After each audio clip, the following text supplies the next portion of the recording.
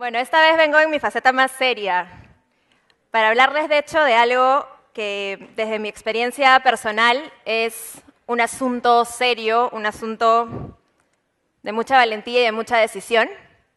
Y es que cuando uno sale de la universidad suele trazarse un proyecto de vida, ¿no? Que tiene muchos componentes, un componente profesional, pero evidentemente mucho de lo emocional y de lo espiritual que uno pone a disposición de este proyecto. Y hoy vengo a hablarles, de hecho, también de un proyecto. La particularidad de ese proyecto es que tiene 18 unidades de negocio, más de 1 millón de trabajadores, 30 millones de accionistas y 130.000 millones de soles de presupuesto. ¿De qué proyecto estoy hablando?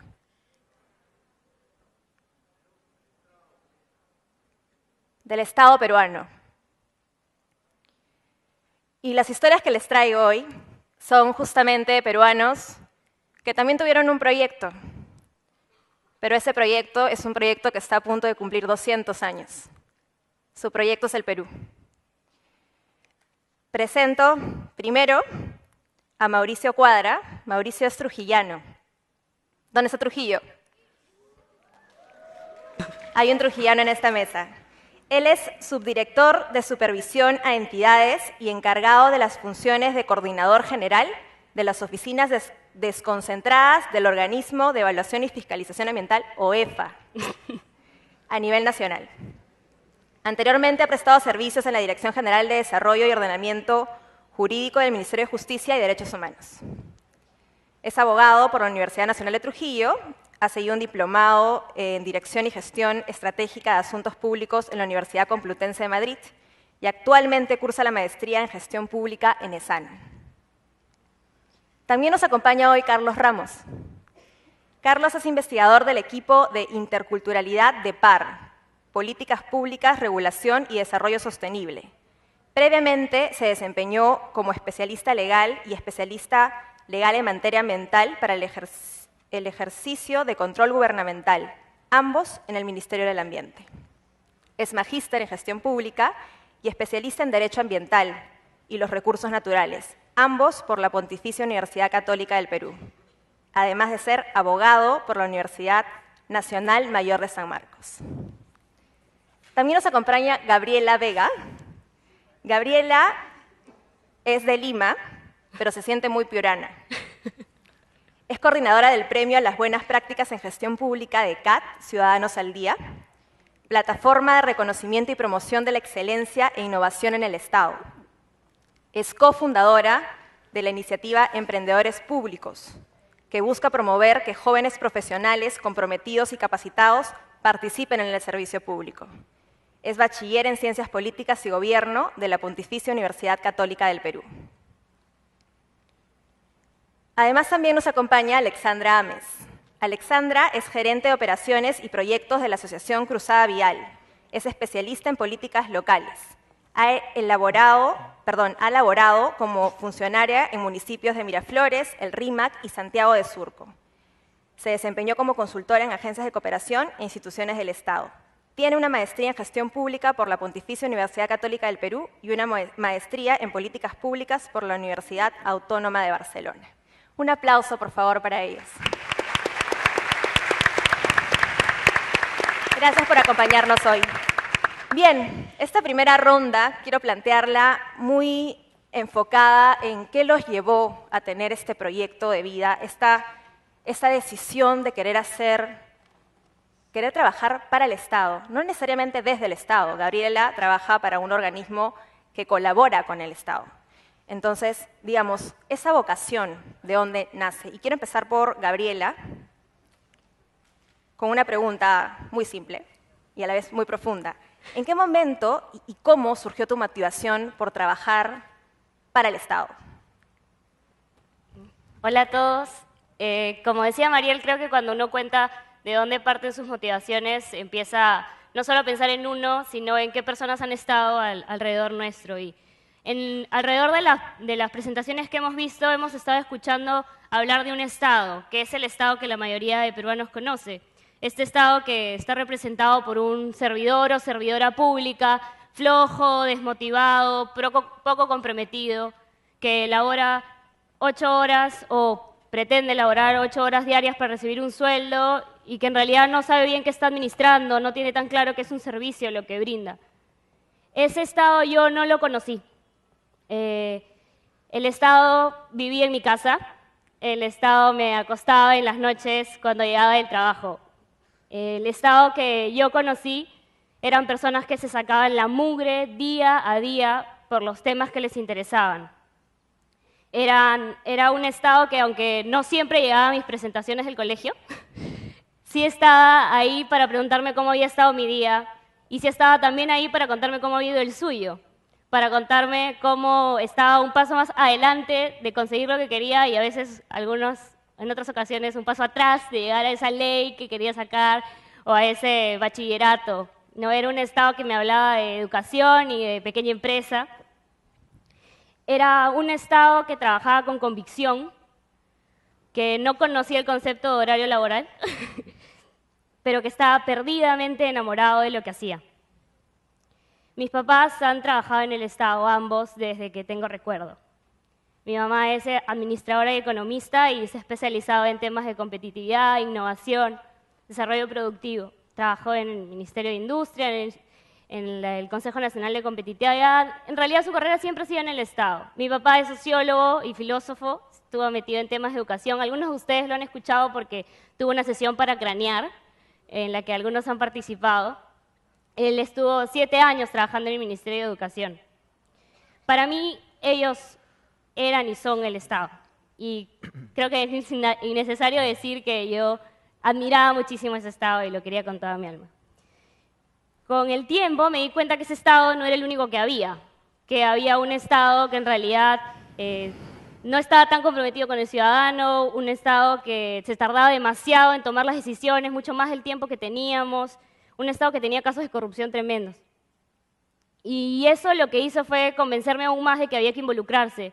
Desde que te empiezan a preguntar qué quieres hacer y en qué quieres trabajar, siempre respondía en temas orientados a la política. Después de decir que quería ser trapecista, fluí y me fui hacia el lado de una carrera más concreta. Lo que yo quería no era hacer política, sino trabajar en política, trabajar por lo público. Y estudié ciencia política en la Católica, luego hice mis prácticas en Cusco un tiempo cortito, luego aquí en Reflexión Democrática viendo temas parlamentarios. Hoy trabajo en Ciudadanos al Día, una ONG que trabaja para brindar herramientas a la gestión pública para que mejore y coordino un premio de buenas prácticas en gestión pública que lo que busca es destacar aquellos proyectos del Estado que están impactando la vida de los ciudadanos de manera concreta, con indicadores, que yo pueda, identificar claramente cuál ha sido el antes y el después de la intervención, comisarías, municipios, hospitales. Y probablemente esto me da como profesional, ¿no?, la herramienta para incidir en esta gestión pública de la que, si bien no estoy trabajando, formo parte, en este Estado del que si bien no tengo un sueldo que sale de ahí, sí formo parte, ¿no? Y es una herramienta que permite identificar, documentar experiencias de éxito, replicarlas, pero también, y creo que esa es la parte que tiene más significado para mí como ciudadana y como persona, me permite agradecer. Agradecer a esas personas que eligieron la carrera pública y están destinadas al anonimato o peor, a ser maltratados y ser siempre vistos bajo sospecha. Me permite agradecerle a esos papás, tíos, hermanos, hermanas, por el trabajo que hacen día a día cambiando realidades y visibilizar un poco que hay personas dentro del Estado que, como mis papás, se están sacando la mugre.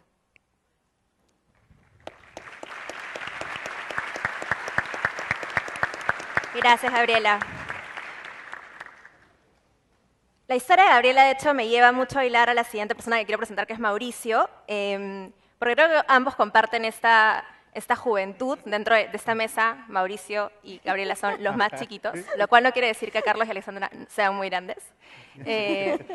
Pero creo que también la historia de Mauricio me llevó a entender los retos y desafíos que tiene una persona que decide ser un funcionario público, hacer una carrera con excelencia, pero con pocos años. Cuéntanos un poco cómo fue ese inicio en la gestión pública.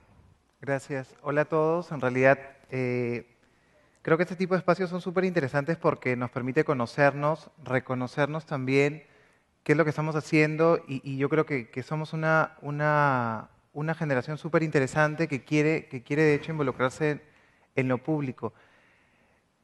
Yo creo que todos los que trabajamos en el Estado, ya sea por nuestra juventud o por la carrera que hayamos decidido hacer en el Estado, partimos siempre de ese bichito de que no somos unas islas, ¿no? No estamos solos y a veces eso es lo que a veces vemos en nuestros espacios de la universidad, del instituto o de algunos otros trabajos que creemos que solamente podemos trabajar para generar un desarrollo individual, ¿no?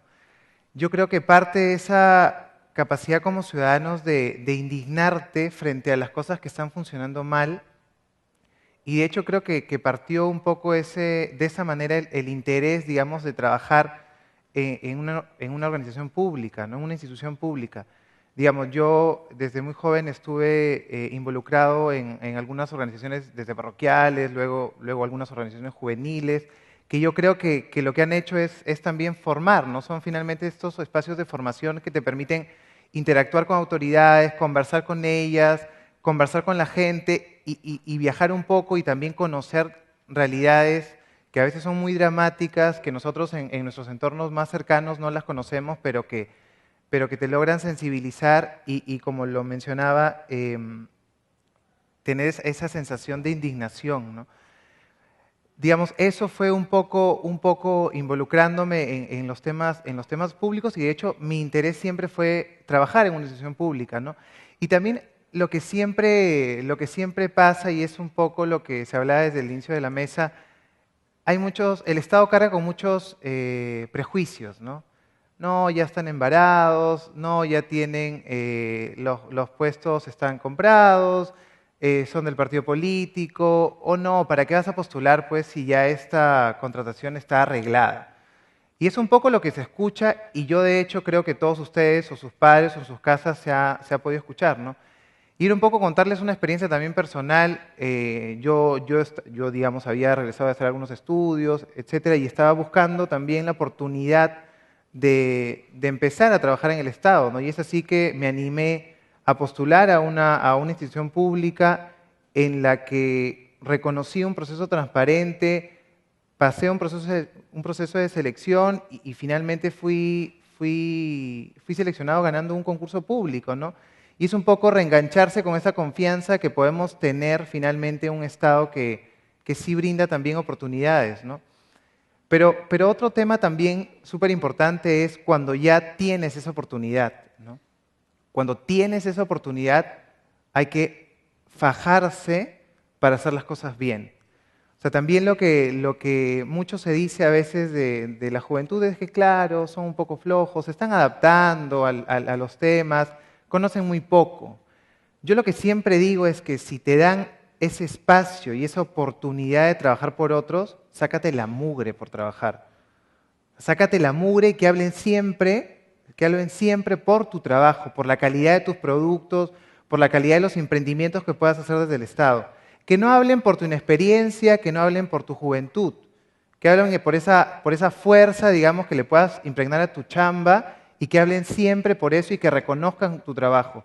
Porque no estamos hablando también de que, claro, somos jóvenes que nos brinden las oportunidades y nos la llevamos fácil. No es así, no es así.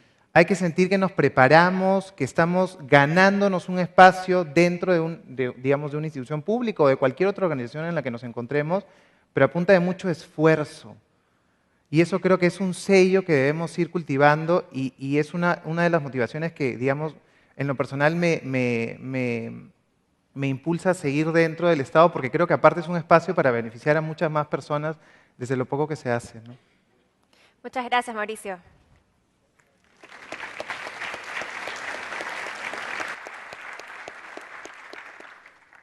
Con Alexandra quiero hacer una pregunta y en realidad agregar algo que no está en esta referencia, pero que me llamó mucho la atención del perfil de Alexandra.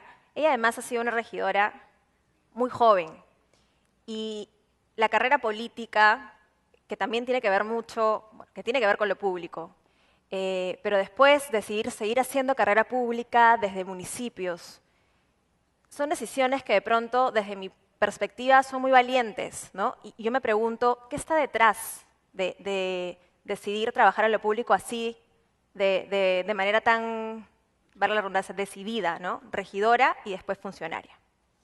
Gracias, Mariel. Buenas tardes, chicos. A ver, escuchando las exposiciones de quienes me antecedieron, yo creo que a mí me sucede un poco lo contrario que lo que le pasó a Gabriela, quien tuvo un estado comprometido, un estado chambero, ¿no? Bajo su lecho.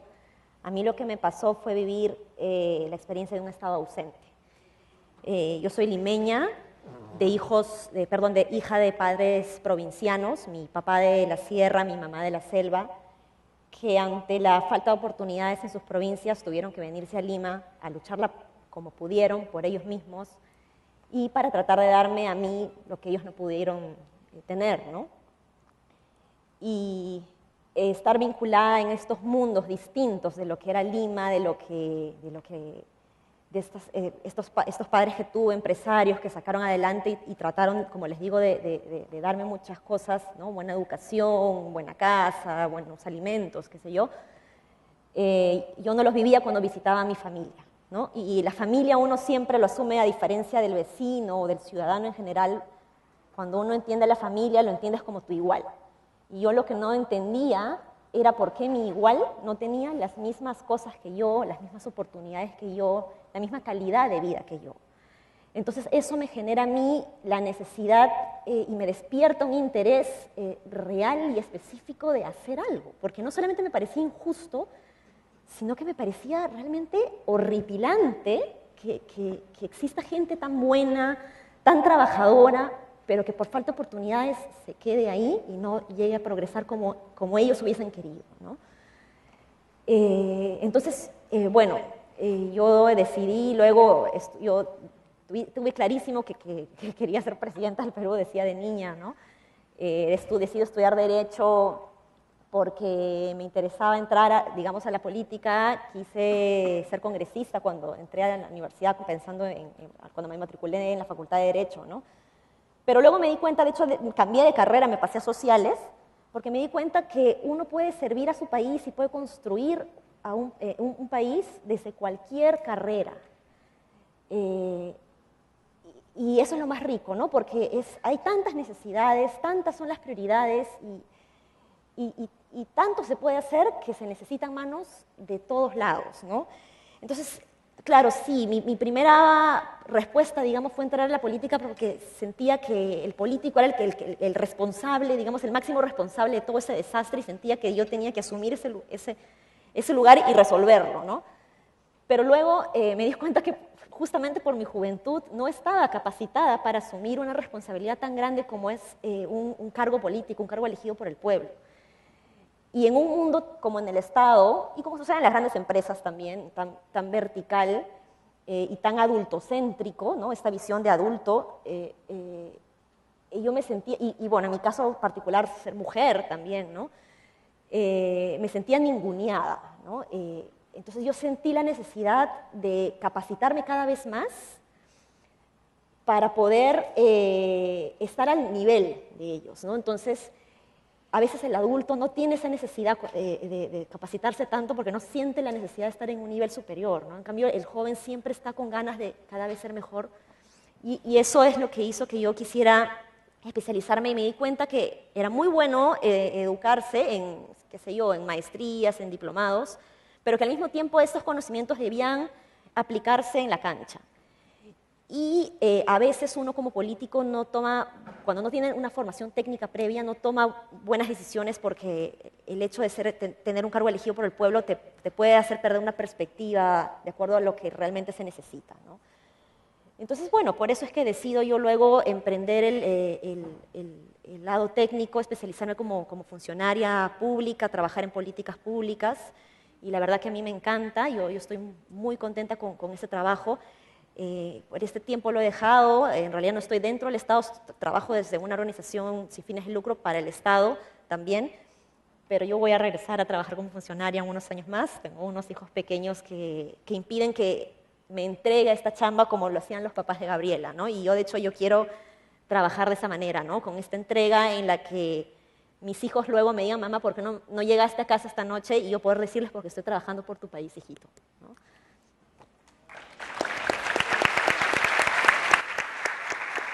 Gracias. Gracias, Alexandra. Para presentar a Carlos, también quiero recordar esta primera reunión que tuvimos todos y también me llamó mucho la atención una frase que dijo Carlos cuando le pregunté, ¿por qué? ¿Por qué quieres estar en el Estado? ¿Por qué la función pública? Y él me dijo, pero es que Mariel, yo lo que quiero es gobernar. Y eso me entró en cuestión, bueno, no porque me parezca mal, de hecho comparto algunos propósitos, sino porque qué fuerte es decir quiero gobernar, ¿no? Así con esa convicción. Y más bien empezamos a ir un poco atrás y saber por qué, de dónde nacen esas ganas de querer gobernar y qué para ti significa querer gobernar. Primero, muchas gracias. Me siento honrado de compartir un panel con personas excelentes y sobre todo estar delante de ustedes. Lo mío es un poco distinto. Yo he conocido al Estado con el profesor y el juez de paz no letrado. La comunidad de mis padres, el Estado representaba el maestro que venía 3 veces a la semana y el juez de paz no letrado designado por el Poder Judicial. Y cuando había problemas venía el policía y solucionaba. Mi primer contacto con el Estado es el maestro y el juez de paz no letrado. Y mi segundo contacto es mi ciudad. Yo soy de Abancay, de Apurímac. Mi tierra es un valle que tiene una curiosidad que todo el año hay un cerro que está casi seco, se llama Quizapata, y todo el año está un cerro totalmente verde y se llama el Ampay. Pero en Abancay ya no solo existía el maestro, ya no solo existía el juez de paz no letrado, había Ministerio Público, Poder Judicial, algunos ministerios. Sin embargo, en mi ciudad todavía no habían todas las instituciones que tiene el Estado Nacional. Entonces, en ese tiempo, la región Inca, nosotros teníamos que ir hasta el Cusco para hacer nuestros trámites. Entonces, a pesar que Abancay era la capital de Apurímac, no estaban todas las instituciones públicas.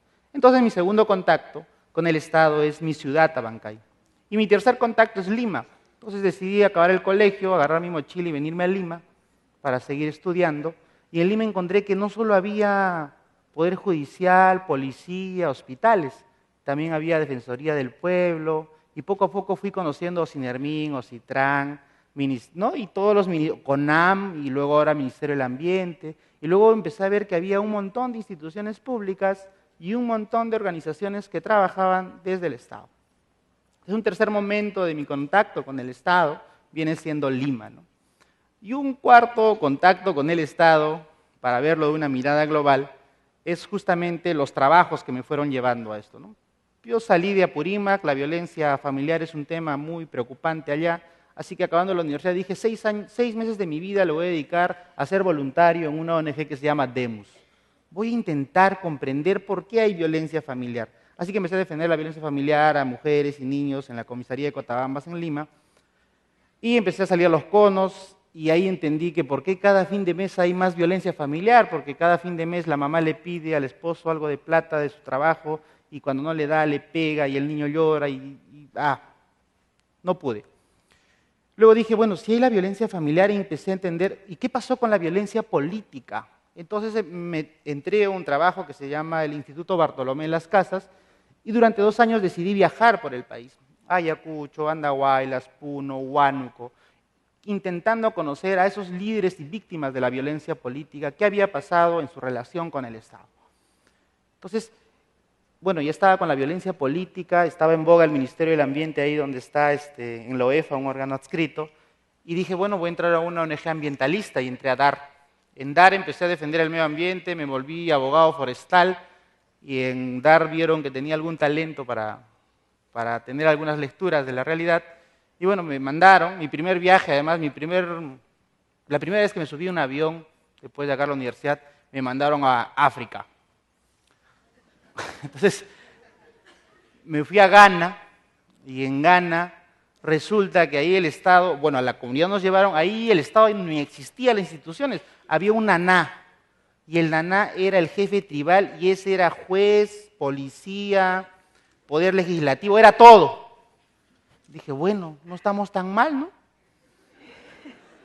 Entonces, pero a mi retorno, obviamente no se va directamente hasta Ghana, pasé por Holanda, y en Holanda vi una estructura impresionante, la gente andaba en bicicletas, un orden que yo no había visto nunca. Y por el mismo trabajo luego me fui a Estados Unidos, y también otro orden, dije, uy, que el Estado es tan importante. Entonces decidí volver, salí y dije, bueno, ahora voy a entrar al Estado. Entonces dije, ¿dónde? Miré al Ministerio del Ambiente. El Ministerio del Ambiente me parece una institución adecuada, un tema fundamental, un tema transversal. ¿Y a qué parte del Ministerio del Ambiente? Bueno, voy a entrar a conocer al Ministerio del Ambiente, así que entré al órgano de control institucional.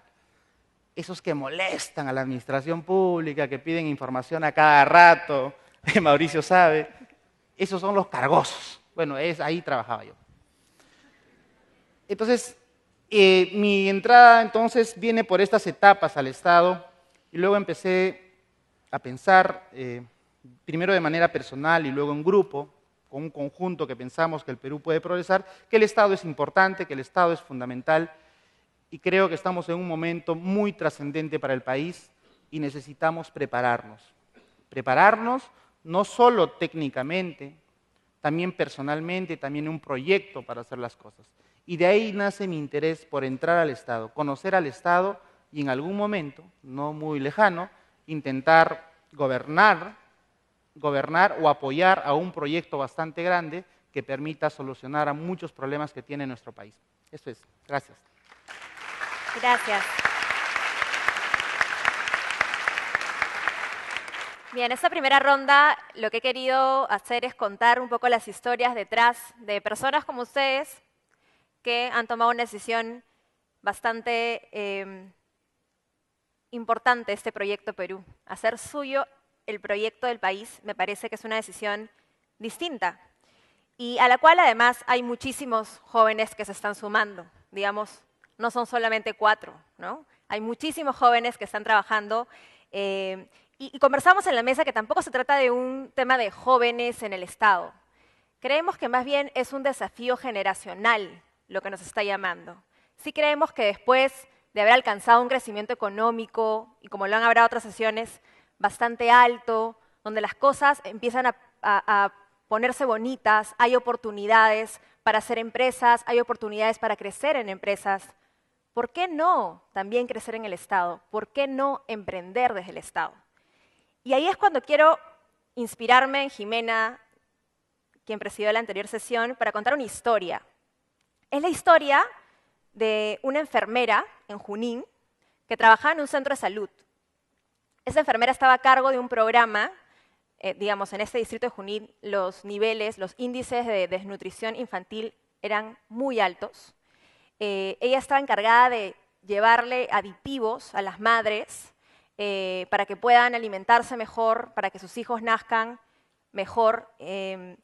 Y esta tarea parecía insuficiente, ¿no? Trataba, pero digamos, los logros no eran lo suficientemente grandes. Entonces, ella empezó a analizar la situación y dijo, bueno, es que el problema no son la alimentación de las madres únicamente o de los niños, sino desde cuando están en la barriga de las madres. Desde ahí ya no reciben una nutrición adecuada.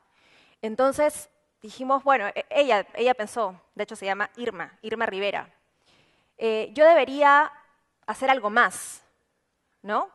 Entonces crea un grupo, un círculo de mujeres que se llama Las Bellas. Este grupo lo que buscaba era integrar a estas mujeres, que además muchas de ellas eran madres solteras, ¿no? Para hacer un espacio de apoyo, de colaboración entre madres, algo que les ayude a sentirse más seguras, con mayor autoestima, un acompañamiento más emocional. Y adicionalmente a eso, terca como solo es Irma, le pidió al presidente de gobierno regional de Junín que le dé 3 cuyes, 2 hembras y un macho. Cogió los 3 animales y los crió dentro del centro de salud. Y a una madre, la primera, le dio estos 3 animales y les dijo, te los doy con 2 condiciones. La primera es, en tu casa, 1 vez por semana se tiene que comer cuy. Y la segunda fue que se reproduzcan y cuando haya la suficiente cantidad, reparte 3 cuyes a la siguiente madre. Entonces, bajo una lógica de colaboración, trasladaban estos cuyes madre tras madre. No tan repentinamente, lógicamente, naturalmente, los índices de nutrición infantil bajaron. E Irma Rivera, con su centro de salud, con su creatividad y su maravillosa forma de emprender, de innovar y de salir de lo convencional, ganó un premio, justamente un premio de buenas prácticas en gestión pública de Ciudadanos al Día. De hecho, gracias a esta actividad se abrió una nueva categoría, ¿no? Que es la categoría Nutrición Materno-Infantil. Y ahora, año a año, se premian esta clase de emprendimientos en el Estado. Entonces, ahora, este premio que fue en el 2008, digamos, ha pasado unos años, Ciudadanos al Día viene colaborando en tener un gran banco de innovaciones y emprendimientos y de funcionarios que son lo mejor del Estado. Y quiero enfocarme en eso. Quiero pedirle a nuestros invitados que hablemos más del perfil de este funcionario público y, por qué no decir, de este emprendedor público. Empiezo con Mauricio.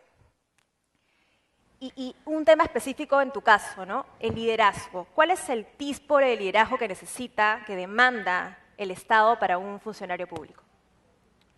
Bien, yo siempre, de hecho lo hemos estado comentando y es algo que siempre comento,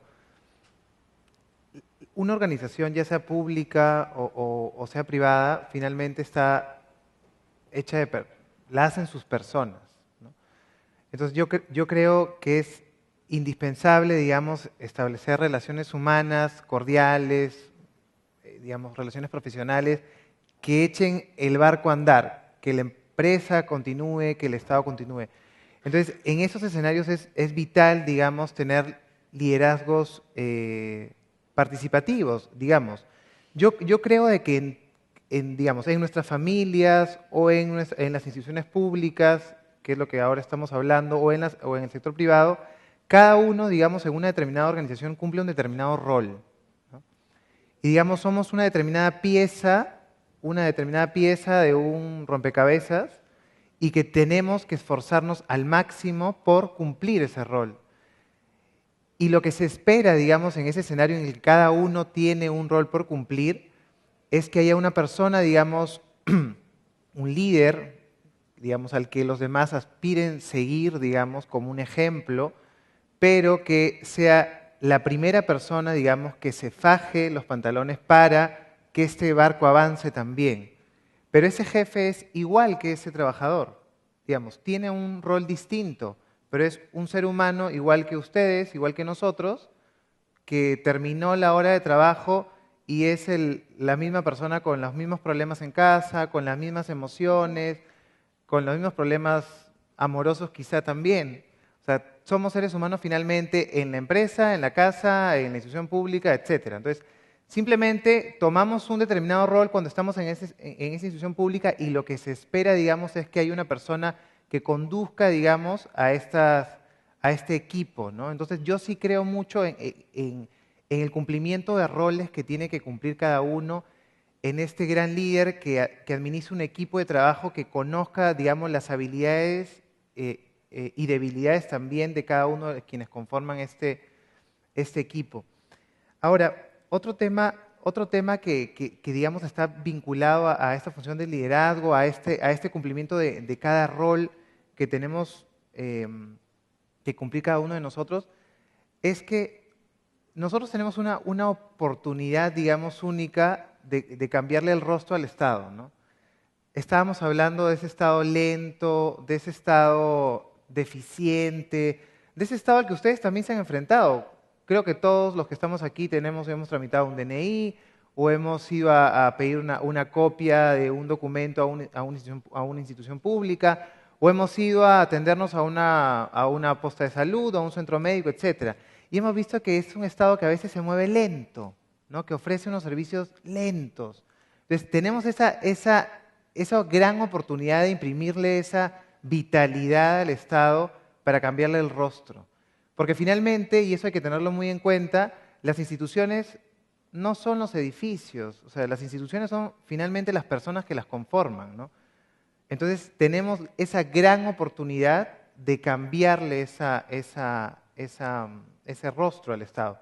Y lo último que quería comentarles era la oportunidad de que no solamente haya ese gran líder, digamos, de todo el equipo en la institución, en el colegio, en la universidad o en el espacio que ustedes estén, sino que ustedes sean realmente capaces de liderar su propia vida, de gobernarse a sí mismos también, ¿no?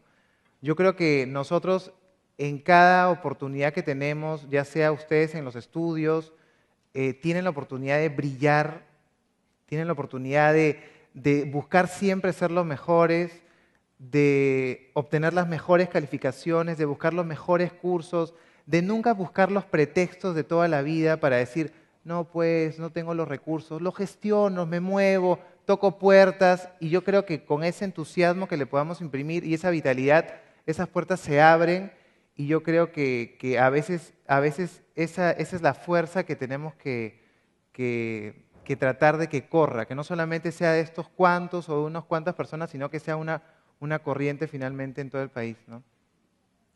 Gracias, Mauricio.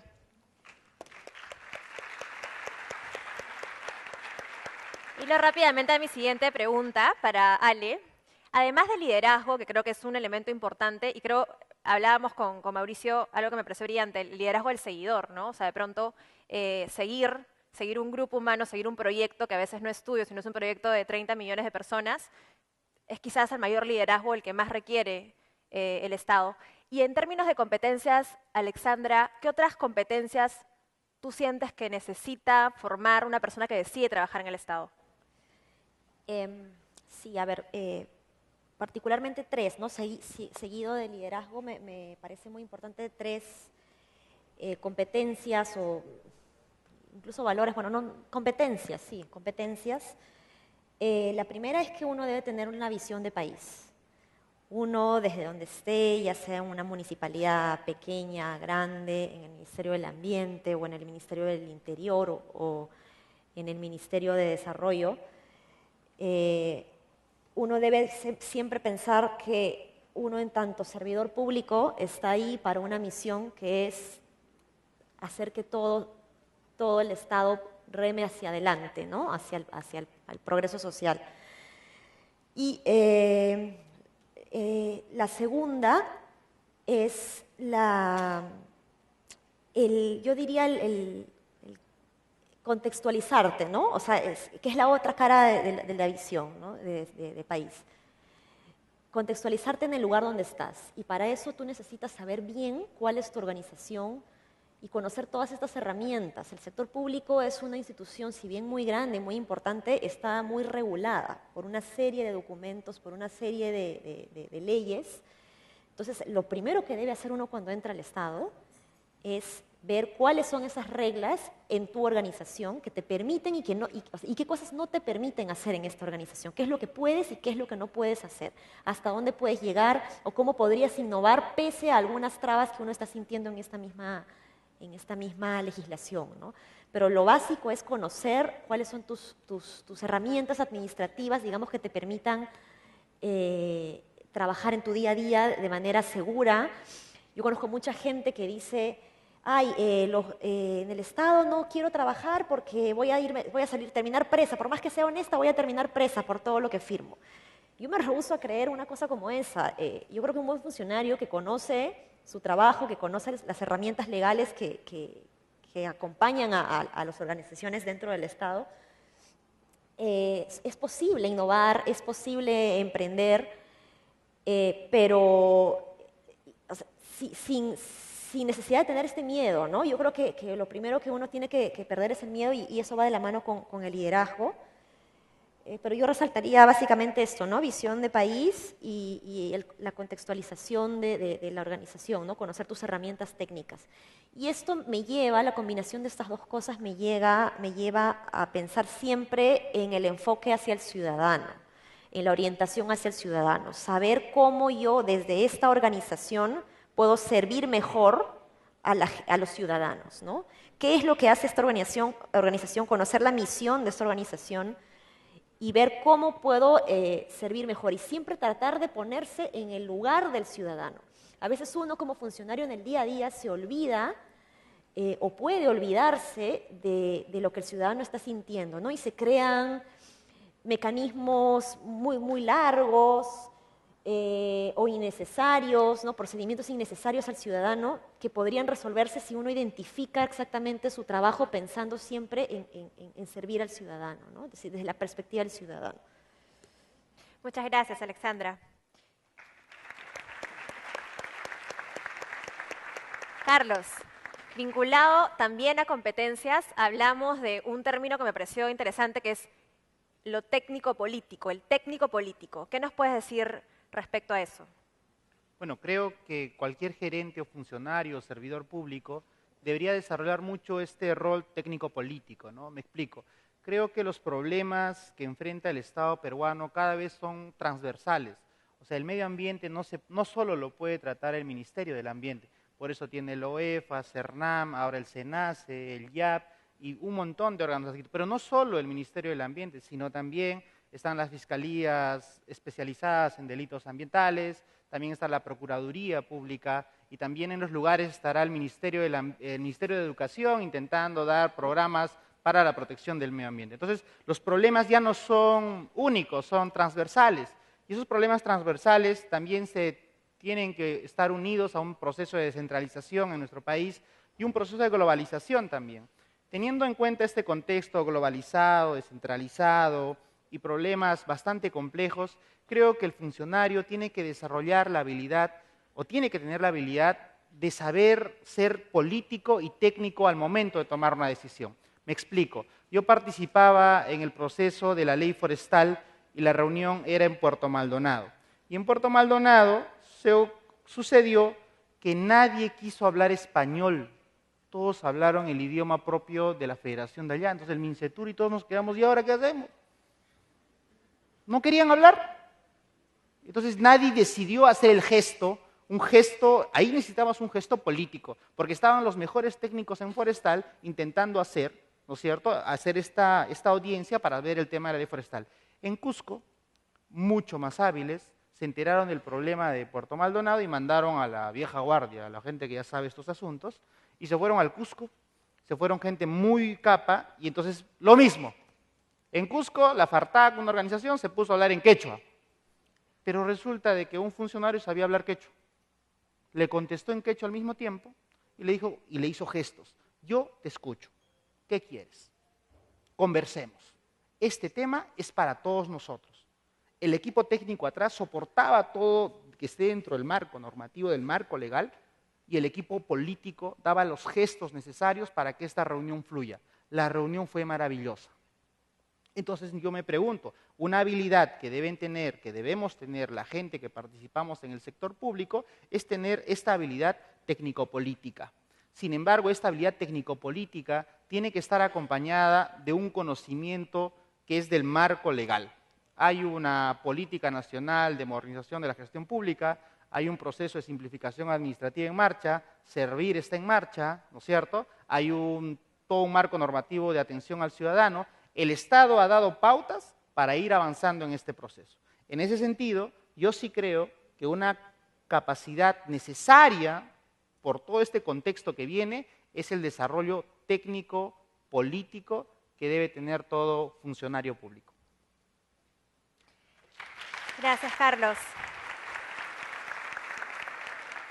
Para cerrar este panel y pasar a una breve parte de preguntas y sobre todo, desde nuestra perspectiva, comentarios y opiniones sobre este tema. Yo quiero preguntarle a Gabriela Vega, ¿se puede emprender, se puede ser emprendedor desde el Estado? Cuando comentamos sobre la previa de esta sesión y Mariel decía, yo quiero provocar con esta pregunta, al toque pensé en que hoy, sin duda, se puede emprender desde el Estado. Se puede emprender porque tenemos un presupuesto que en los últimos 10 años se ha más que triplicado. En el 2004 eran 40.000 millones y ¿cuánto dijimos ahora en que estábamos? Como 130.000 millones, ¿no? O sea, es un presupuesto que ha crecido enormemente. Todos sabemos y nos lo paran recordando y los hashtags y las cosas que nos rodean, que no todos entendemos a la perfección, nos dicen es que hay un montón de tecnologías a nuestra disposición, que es posible llegar a lugares que no llegábamos a costos mucho menores a los que llegábamos antes. Tenemos también instituciones que se están consolidando democráticamente. Hay un contexto que nos invita y nos dice, es posible que tú emprendas, es posible que tú crees, es posible que tú plantees metas dentro del Estado y las puedas cumplir. Y esa era mi respuesta primera, ¿no? Y lo siguiente que les decía era, pero también no se trata de que hoy se puede emprender en el Estado, se trata de que siempre se ha podido emprender en el Estado.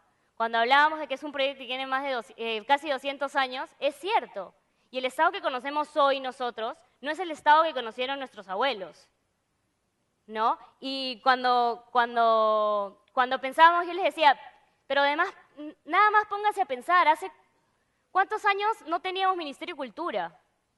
¿Hace cuántos años no teníamos Ministerio de Ambiente? ¿No? La ley de transparencia, Hace 15 años nadie podía entrar a una página web como pueden haber hecho ustedes con la UEFA de Mauricio, al toque mirar qué es la UEFA y hoy estoy enteradísimo de qué es lo que hace.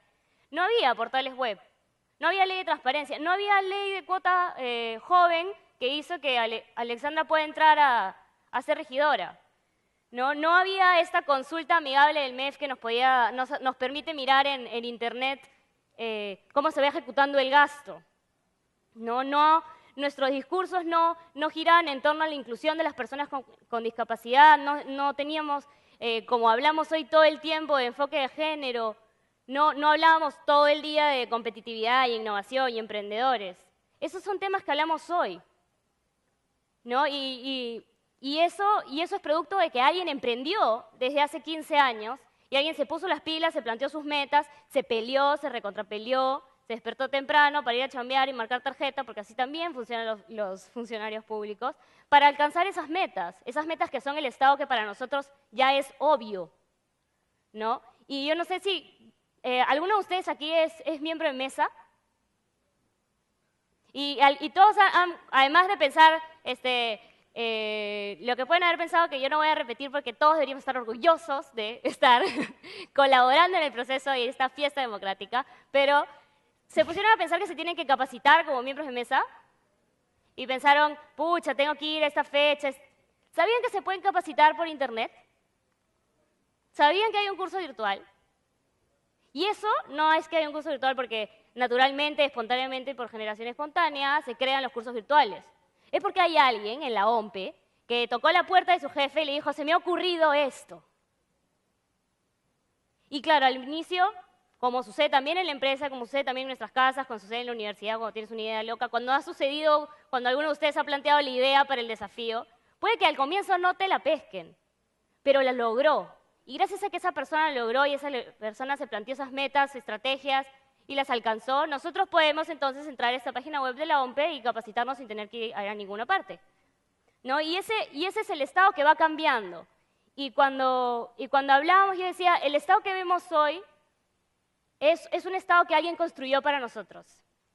Y hace 15, 20 años ha habido gente que lo ha ido construyendo. Y desde el premio a las buenas prácticas en gestión pública, lo que nosotros hacemos es cazar, ¿no?, todos estos proyectos, todos estos emprendimientos de gente en el Estado que están cambiando nuestro país, ¿no? Y la idea es cazarlos no solamente para identificarlos y entregar un premio y revalorar, como decía, y agradecer, sino para replicar. Porque aquello que ya se hizo y ya se sabe cómo hacer debería estar haciéndose por todos lados. Si hay un municipio en un distrito que ya tiene la fórmula y la metodología para recoger residuos, ¿no debería estar en todos los distritos? Sí, ¿no es cierto? Entonces, nuestro rol como ciudadanos, y por eso yo decía, yo no soy funcionaria pública, pero soy ciudadana, y me corresponde demandar y exigir, y informarme, y estar atenta. Y si es que hay un municipio que no es el mío, que tiene un sistema de residuos que funciona bien, también demandarlo. Ir a donde mi alcalde y decirle, oye, ahí está el modelo, ¿por qué no le pides que se capacite? Y eso hemos visto desde Ciudadanos al Día. Plataformas de atención que funcionaron en San Borja se fueron a Ucayali, porque la gente de San Borja se fue para Ucayali para para trabajar con ellos. Necesitamos un Estado conectado. Y el Estado que los niños y niñas de hoy van a dar por sentado en 20 años es el Estado que vamos a construir hoy. Es el Estado que están haciendo todas las personas que están en el Estado hoy y que estaremos haciendo los que nos vayamos sumando en los próximos años. Los derechos que ellos peleen, los servicios de calidad que ellos reciban, depende de lo que hagamos nosotros hoy. Y como decía Mariel, no se trata de jóvenes con una agenda joven en el Estado, se trata de jóvenes con la agenda país en el Estado. Y como decían en la presentación anterior, no somos los jóvenes haciendo las cosas por separado. El Estado que nuestros hijos van a dar por descontado es el Estado que construyamos los jóvenes y los no tan jóvenes hoy. Y hay que estar atentos a cooperar y a mirar hacia atrás y mirar a quiénes estas personas, todas estas más de 1.500 buenas prácticas que tenemos en Ciudadanos al día, mirarlas y estar atentos, porque ese es el aprendizaje del que hablaba Alexandra. No es solamente yo estudio, me formo, tengo mi carrera y ya estoy listo para cambiar el Estado, para gobernar y para servir a mi país. No, hay que estar atento a los demás y a las experiencias que también los demás tienen para darnos.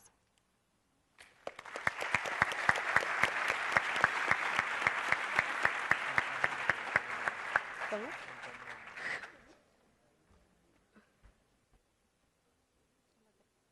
Tenemos espacio para 3 preguntas, comentarios. Sobre esas vamos a hacer una ronda hashtag total, 140 caracteres. Pero vamos, 3 preguntas o comentarios. En 3 bloques, ¿no? 1, 2, 3.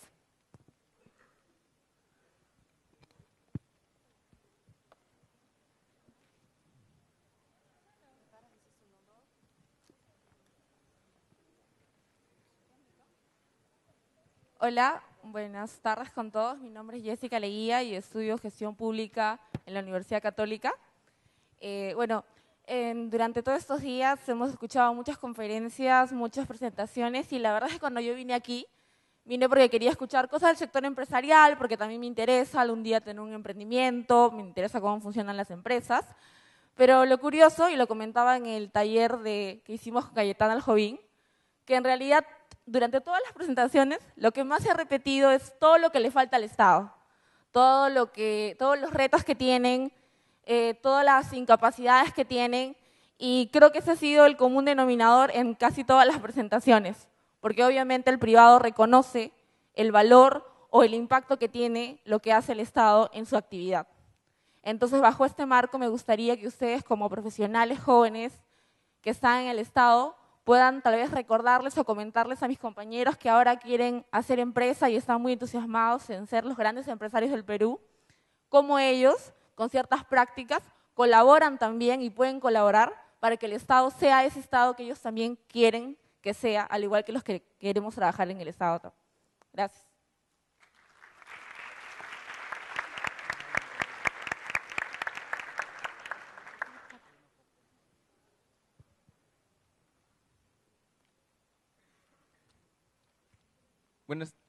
Buenas tardes con todos. Mi nombre es Martín Velázquez, de la Universidad Privada de Tacna. Y bueno, yo más que una pregunta, quisiera que ustedes, con su experiencia, nos pudieran compartir desde que han ingresado a poder trabajar en el sector público, ¿qué ha sido lo más, de repente, feliz que les ha podido pasar o lo más satisfactorio que han encontrado en su trabajo, ¿no? En el día a día o en alguna dificultad que les haya costado o hayan pensado en algún momento, esto no es para mí, o por qué me metí en esto, ¿no? Porque trabajar en el sector público, yo al menos he investigado un poquito y en algunos casos es un poco frustrante. ¿Y qué de repente les ha podido pasar a ustedes o qué les ha llenado bastante de satisfacción como personas que tienen una vocación de servicio y que hoy día nos lo están mostrando a todos nosotros? Gracias.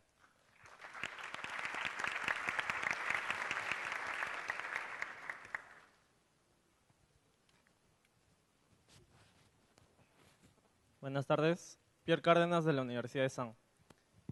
Yo sí tengo una pregunta. Quisiera que nos digan cómo nosotros, los que salimos con todas estas ganas de devorar el mundo tal vez, y que entramos a una empresa pública, en mi caso es en el Banco de la Nación, ¿cómo enfrentamos el hecho de dar una propuesta y que nos digan, ya, sí, al siguiente año? O sea, hay muchas veces, hay tantas ideas buenas que se pierden en el camino por este hecho. O sea, no nos dan no reconocen nuestro valor. Y es por eso que muchas veces nosotros como estudiantes preferimos ir a empresas privadas, qué sé yo, y dejamos un rato o de lado al sector público. ¿Cómo cambiamos nosotros este hecho? El hecho de que nos frustren un poco el potencial que tenemos. Gracias. Muchas gracias.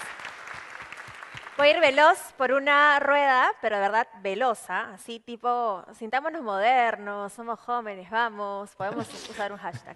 Vamos, Mauricio. Bien, ¿qué deberíamos esperar de un Estado, digamos, para promover también la actividad empresarial? Bueno, un Estado regulador eficiente, un fiscalizador eficiente, un Estado promotor, que de hecho es el rol que debería cumplir a cabalidad el Estado. Respecto a los problemas o dificultades que podamos tener, a mí me encanta que la gente me diga que no puedo hacer algo, me encanta eso, porque eso hace que me ingenie y haga lo que sea para poder cumplir y sentir esa satisfacción de que se pueden hacer las cosas cuando te reconoces capaz de hacerlas. Entonces, por ejemplo, cuando tú mencionas de que tienes dificultades que no te cree, tú créetela primero. Créetela tú, conoce a las personas que están a tu alrededor. De repente es un equipo con el que trabajas todo el día, pero que tienen grandes capacidades y que pueden hacer un gran proyecto y que pueden sacarse la mugre haciéndolo y presentar una gran propuesta. Pero a veces también creemos en que solamente lo podemos hacer solos. Entonces, conozcamos a nuestra gente y digamos, conozcamos esas potencialidades que podemos explotar en conjunto, ¿no? Gracias, Mauricio. Gabriela. Cuando Jessica pregunta sobre qué se puede hacer la empresa, cuando comentábamos sobre este tema, decíamos, el auditorio no necesariamente va a terminar trabajando en el Estado, ¿no? El auditorio probablemente sean grandes empresarios en el futuro, y creo que una de las cosas que rayaba de poner una mesa de temas públicos en el CADE universitario es que nos tenemos que empezar a mirar a los ojos. Y creo que una de las principales cosas que puede cambiar nuestro país es que cada uno de los tres actores, por decirlo menos, empresarios, funcionarios públicos y gestores sociales, nos reconozcamos a los otros actores como legítimos y necesarios para alcanzar el desarrollo del país. Necesitamos empresarios comprometidos y honestos, que cumplan las reglas, que se dejen fiscalizar, pero que también proactivamente sienten nuevos estándares de excelencia. Necesitamos funcionarios públicos que, como decíamos, estén orientados al ciudadano, estén pensando en qué cambio va a haber en la vida de las personas con su trabajo. Necesitamos gestores sociales atentos a qué está haciendo el sector privado, empresarial, y qué está haciendo el Estado y qué falta para que estén supliendo, porque hay cosas que no hace el Estado que ni hace la empresa y que hacemos las personas organizadas y todas las cosas que hemos visto en los videos de las ideas movilizadoras, que hacemos personas voluntariamente, espontáneamente, y nos organizamos para alcanzar esas metas. Creo que una de las cosas más importantes que podemos hacer es empezar a reconocer en los otros personas como nosotros mismos, con dificultades, y empezar a cooperar, ¿no? Si bien es una respuesta más bien amplia, no es fácil. Cuando uno sale a la chamba, y nos pasa a veces con nuestros amigos, eres el empresario, eres el voluntario, filántropo, eres el funcionario público o el gobernante, ¿no? Hay como estereotipos y nadie se conversa. Hay que empezar a tender puentes, ¿no? El país se va a construir cuando los tres estemos alineados. Y por eso hay que empezar a crear más espacios que nos mezclen a todos, ¿no? Y cuando finalmente hablaba Ale de que el funcionario público tiene que tener visión país, yo creo que el ciudadano tiene que tener visión país. Y que nuestro aporte puede ser de diferentes formas, pero si bien el proyecto País y Proyecto Perú que decía Mariel es de todos, esta valentía para enfrentar un proyecto que tiene casi 200 años y que estamos tratando de empujarlo desde hace tanto, es un proyecto de todos, no es un proyecto solo de los funcionarios públicos, ¿no? Y eso es, creo, alguna cosa que hay que meterse súper bien en la cabeza, ¿no? Los empresarios no son una raza distinta, los funcionarios públicos no son otra, en nuestras familias hay de todo, ¿no es cierto? Entonces creo que empezar a reconocerse y a colaborar, y que cuando algo no funciona tan bien no es porque la gente no quiera que funcione bien, hay que empezar a hacer críticas constructivas, aportes que desde los empresarios, los gestores sociales y los funcionarios públicos hagamos para que este coche avance para donde todos queremos que se adelante. Vale. Sí, definitivamente los ciudadanos deben tener visión de país, todos debemos tener visión de país. Y siguiendo la misma línea de Gabriela también, es importantísimo trabajar de manera coordinada, ¿no? Cómo desde la empresa se puede aportar al Perú, siempre de manera coordinada, saber identificar cuáles son las prioridades, dónde es que se necesita más trabajar, apoyar, aportar, ¿no? Pero olvídense de la palabra caridad. Eso déjenselo para las iglesias, lo que usted, otras sociedades, asociaciones, olvídense de eso. Si ustedes quieren aportar al país de manera seria, como responsabilidad social empresarial, tienen que pensar de manera técnica. Y para eso tienen que identificar realmente, desde la perspectiva técnica, cuáles son las necesidades y cómo se pueden resolver esas necesidades y cómo se pueden resolver de manera real, medirlo. Ustedes tienen que aprender a medir, ¿no? Si trabajan en responsabilidad social, algunos de ustedes, aprender a medir estos cambios, estos impactos, estos pequeños impactos que se van logrando. Hoy en día las empresas en Perú han emprendido muchos proyectos de responsabilidad social, unos muy buenos, otros mejores, pero yo creo que también le hace falta mayor coordinación con el Estado, mayor coordinación con la sociedad civil, con las ONGs, para que se pueda aportar en un cambio real, ¿no? Sin que sea algo porque, bueno, yo quiero de lo poco que he ganado, regalarlo por aquí, no, que sea para realmente generar impactos de verdad. Preguntaron qué es lo más bonito del trabajo que han logrado. Bueno, lo primero que se me viene a la mente fue justamente una de las primeras tareas que logré realizar cuando fui regidora, que es que yo con mucha ilusión, y yo tenía 26 años me parece cuando entré como regidora, con mucha ilusión, yo tenía ganas como todos los jóvenes de cambiar el mundo y de cambiar el mundo en 2 días, y me di cuenta que era imposible hacer eso, y por lo tanto tenía que ser muy paciente, ¿no? Y una de las cosas en las que yo había identificado era que había mucha necesidad de que los niños se eduquen con una mejor calidad de aulas, de espacios, de materiales. Y cuando le pedí al alcalde, con el que yo fui elegida regidora, cuando le pedí al alcalde que trabajemos en educación, que prioricemos el gasto en educación, él me dijo que iba a usar ese dinero para hacer una pista. Y yo le dije, ¿pero para qué la pista? ¿Para qué ellos no usan auto? La pista no es tan prioritaria como invertir en educación. Invertamos en ludotecas, en estimulación temprana, formemos de manera seria desde pequeñitos a la gente. Y él me dijo, ¿pequeñitos? Pero los niños no votan. Entonces, esa respuesta a mí me dolió tanto, pero esa cólera que se me generó en ese momento se convirtió en algo positivo porque me hizo querer darle la contra y decir, yo lo voy a lograr, yo lo voy a hacer, yo creo que se puede. Traté de ver en organismos de cooperación multilateral, en la GIZ, en la cooperación de Estados Unidos, en todas las cooperaciones de todos los países europeos, todos me cerraban la puerta porque me decían que se debía coordinar con las municipalidades, con el alcalde. Claro, yo era autoridad y me era fácil que se me abrían algunas puertas, ¿no?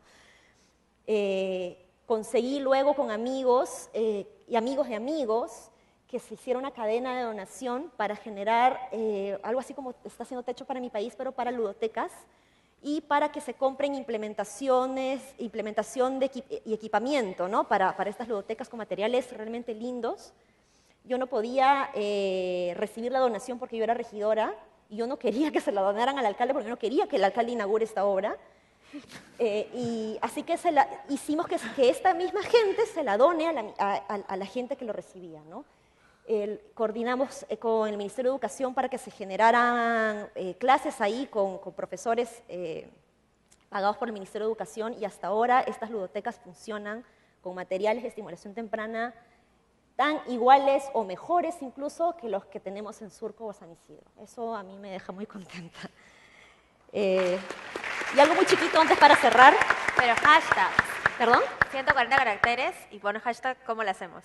Ya. Versión Twitter. Yo creo que la gente tiene miedo en el sector público, ¿no? Mucha gente tiene miedo de hacer, y respuestas como las que hizo el chico del Banco de la Nación, hay que acostumbrarse, no hay que acostumbrarse a escuchar el no, pero hay que tener mucha paciencia. Y yo creo que el liderazgo empieza ahí, ¿no? Por eso cuando preguntan si es un buen lugar para emprender el Estado, yo creo que es el mejor lugar para emprender, porque es un lugar donde se necesitan más emprendedores que contagien a sus jefes, que contagien a sus autoridades, que contagien a la gente para levantar esta credibilidad. Yo creo que es posible, de verdad, que podamos ser un mejor país. Y si ustedes están acá sentados es porque son grandes líderes. El hecho de estar sentados acá ya implica que son líderes, que tienen esa semilla de ser liderazgos, y de verdad que yo creo que el Perú los necesita. Dentro del Estado, dentro de empresas, es posible emprender por un Perú mejor, siempre con esas ganas, ¿no?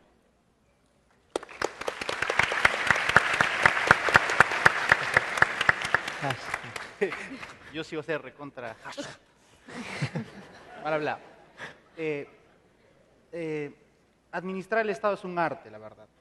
Es un arte que hay que manejarlo con el tiempo, ¿no? Bueno, y hay que conocer también. Hay que conocer porque las fuentes de financiamiento, para leer una idea, está recursos propios, Canon, Foncomún, Foncor, algo que tú mismo lo vas generando, donaciones que también puedes hacer. Pero aparte de eso, tienes que también conocer muy claramente lo que está haciendo Servir para los nuevos funcionarios, lo que está haciendo la Ley de Modernización del Estado, todo el tema que tiene la Secretaría de Gestión Pública, la PCM, para el tema del ciudadano, de la atención al ciudadano. Lo que hay que hacer es conocer el marco. Hay que conocer, cuando entra en una institución hay que leer su TUPA, su MAPRO, su POI, su PI, su PECEN, su política ambiental. Si no conoces el entorno, no sabes cómo moverte por ahí, ¿no es cierto? Entonces, lo que hay que hacer en vez de esperar el otro año, es que a veces ni siquiera ellos leen.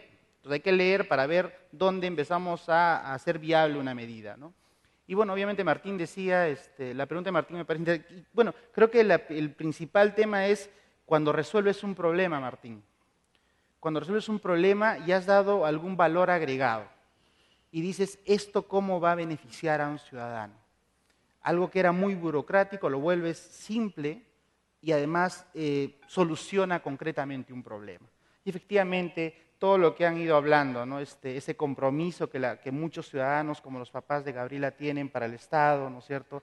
Esta idea de la visión de país del Estado y el liderazgo que señalaba Mauricio, acompañado de lo técnico político y entender los nuevos contextos y los nuevos actores que tiene el país, para mí creo que es fundamental. Y voy a hablar como un apurimeño, sobre todo, más que abanquino apurimeño, nuestras regiones nos necesitan. Hay que prepararnos. Ahí tenemos que estar para administrar nuestros recursos naturales, económicos, y hay que seguir preparándonos desde el aspecto técnico para tomar decisiones políticas en algún momento. Muchas gracias. Tengo que cerrar esta sesión. Sé que hay muchas otras preguntas o comentarios porque veo un par de manos levantadas. Vamos a estar acá para atenderlos. La pregunta es, ¿estamos o no estamos con este proyecto que va a cumplir 200 años? ¿Estamos o no estamos con el Perú? Adelante entonces. Muchas gracias.